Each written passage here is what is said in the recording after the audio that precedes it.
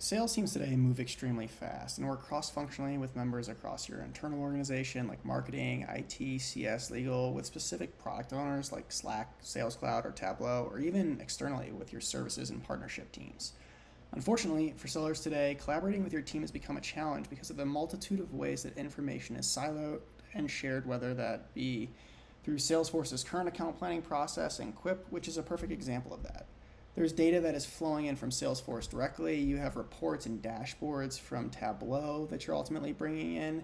And there's a lot of inputs here which are time consuming for the reps to fill out and really don't provide any reporting benefits.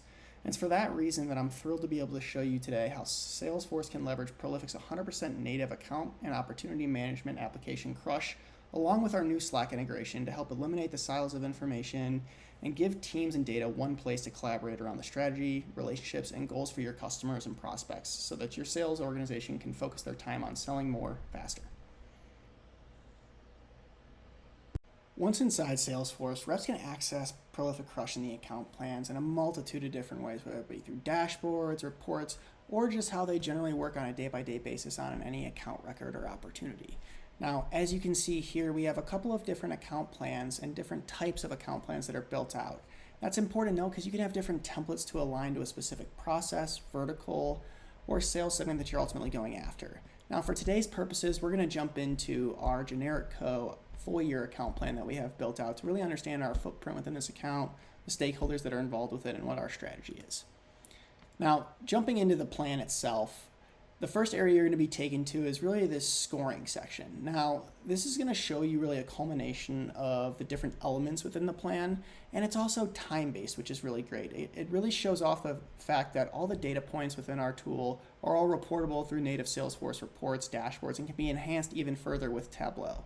Now, team members will come in here, they'll understand where they sit across these plans, where they have open objectives, where they have weaknesses or gaps associated with any deal, and it's all time-based. So if I created an objective 6 months ago, but I haven't actioned on it, that's going to lower my score overall for not only this plan, but any other plan where that's a similar case. And so you can see across all plans where you currently stand from a quick standpoint and where there's gaps in information that needs to be filled out.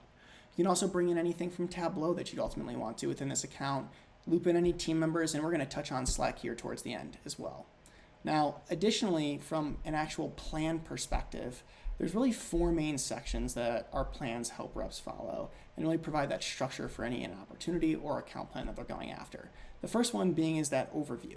This is really just an open area where teams can, one, provide an unstructured area where they can bring in things from Excel, PowerPoint.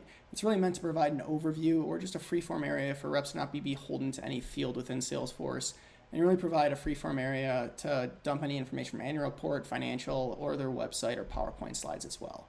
You can also bring in any information that you guys are currently tracking today within those equipped plans, like your account summaries, any leadership summary as well, the North Star that you guys have for a customer, or even the consumption plans as well.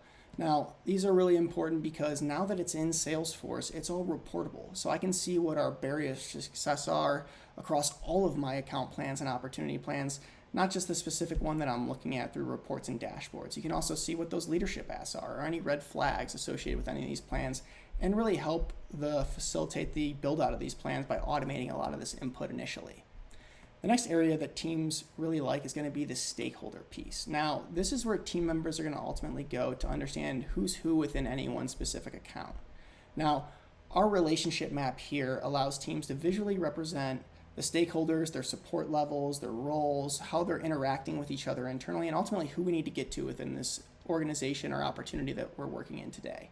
Now, we leverage the Salesforce contact to make this extremely simple and easy for the reps and users to ultimately build out these dynamic maps. So if I wanted to take Taylor here, who is ultimately the CFO, bring him onto the map and have him report into Ellie, who's the CFO, I can quickly go in and do that. And it's with a seamless drag and drop motion there. So it's very simple, easy, and this is in real time based on those Salesforce contacts. Now, also understanding that you guys work with other implementation teams or partners, if you want to bring in any contact that you have within Salesforce today, like Steve Northey, for example, who's going to be implementing Sales Cloud from an ISV perspective over here from a partnership side, you can understand how they're ultimately going to relate into these accounts or provide introductions, bring in your internal user team, and also leads if you want to leverage those as well on the map. Now, once users are on the map, you can do a few different things to add additional insights and data points to them.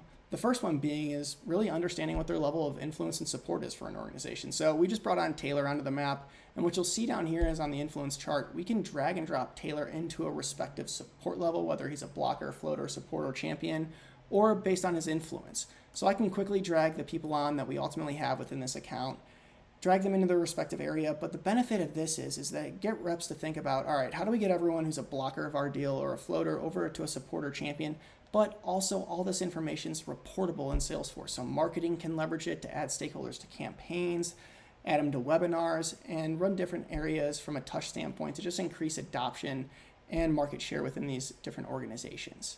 Now, other areas that you can take and insights within the map itself is around badges. So as you can see, Taylor is badged with a $sign here. He's our budget holder within this account.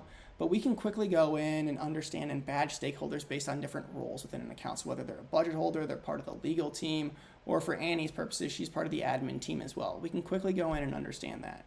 You can also understand other things like internal relationships within this account. So maybe Hal is actually a blocker of one of our champions or supporters, Lola, within this organization. Well, why is that? You can go in and define those different types of lines. Other organizations like to see things like a buying path or executive alignment from our internal team and understand how those stakeholders relate.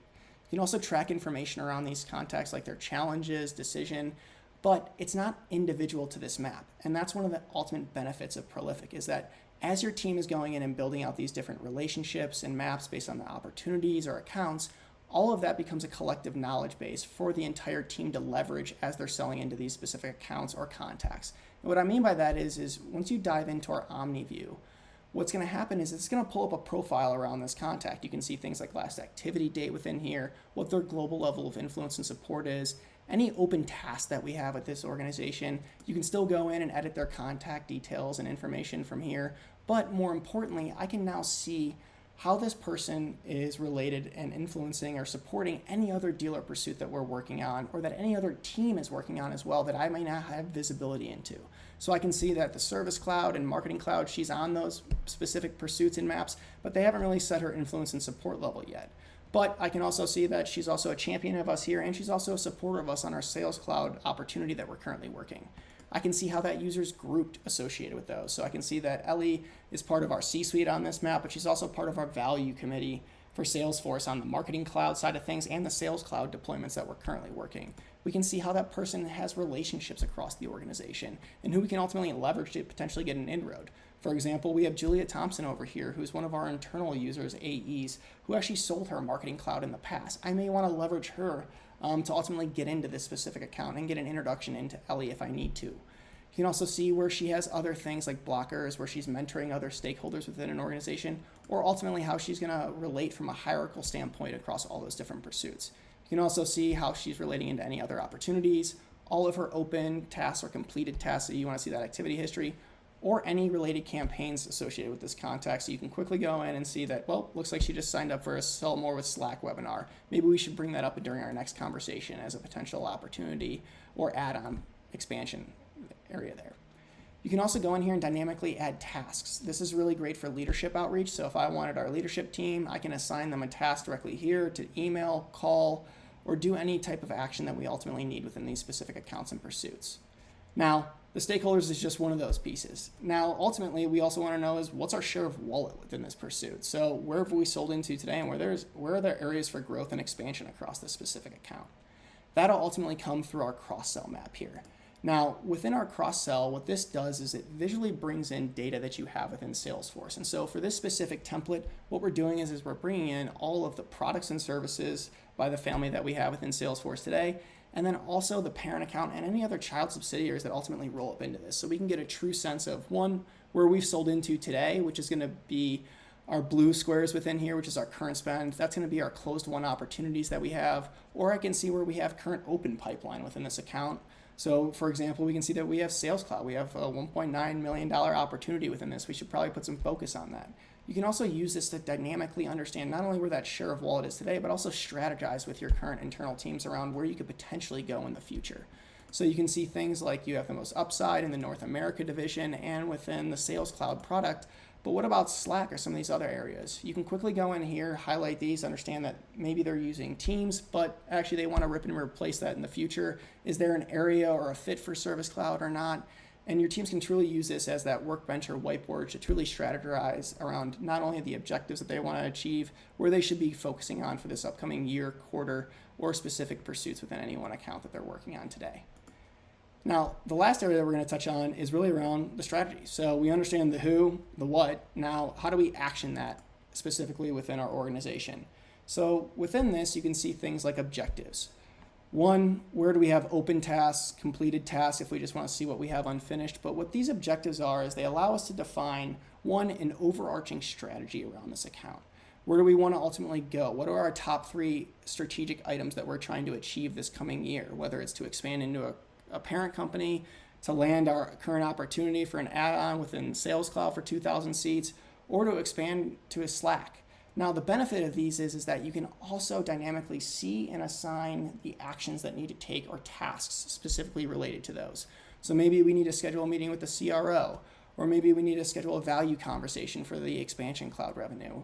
But as you go in and dynamically either assign these to your team members and understand where you stand across those, or finish them up from a completed standpoint, it's going to automatically update the scores that you have and the completion percentage for those specific objectives, but you can also see this across your entire organization. So not only for this specific plan, but every plan that your team's working on. Where do they stand across their objectives? What are still open? What are open action items that we still have to take within those? And who are they assigned to? We can also see more information around the opportunities that we have, what our current footprint is as well that we've won. What are the open opportunities that we're currently working with in this organization by what team? Also, if I just want to see all the opportunities and filter those down further, I can. I can also see what we have from a key dates perspective. It truly does bring all that information into one specific place, but now it's all reportable and actionable within Salesforce. And to make it even better, what now we're going to touch on is going to be the Slack integration and how Slack can take this even further. With our new integration, we've embedded Slack directly into the account and opportunity plans, allowing users to push information and notifications, whether that be to existing channels that they want that they have created, whether that be deal review rooms or support channels that they already have within an organization, or create brand new channels which can bring that Slack experience directly into those plans, but also enable your teams to dynamically push information and update everyone in one single place, all within Salesforce, so you can truly collaborate with your team in real time. So why is this so important? As you link these channels, as you can see over here on the Slack side of things, it's going to push the information from that channel directly to it. I can go in here, I can see any information associated with this channel in real time. If I wanted to go in and see what our key dates are that we have upcoming over the next month, it can go in, it can populate those. If I want to see what our objectives are within this account plan, I can quickly pull those up. Or if you're making changes in real time to the relationship map or any other stakeholders, you can actually notify the entire team. So let's say that Evan Neal is actually the CFO, but he's actually of high influence and he's a blocker of our organization. Why is that so important? Because as I make that change here in Salesforce, what's going to happen is it's going to launch a notification over to Slack. And that's so important because now the whole team sees when a deal moves a stage, an internal request is submitted, or a blocker or competitor is identified. The team is able to swarm around these opportunities and accounts and dedicate the right resources to help it close. This ability not only ensures that the right deals get more attention, but also provides a more accurate indicator on how current pipeline and accounts are progressing quarter over quarter. And even better yet, you can edit this information directly from Slack. So you don't even have to go back into Salesforce. If I wanted to take Evan and say that he's actually not of high influence or a blocker, or let's just say that he's actually a champion of our organization, we can go in and do that, make that save, and in real time, that'll update your Salesforce contacts and records directly in Salesforce.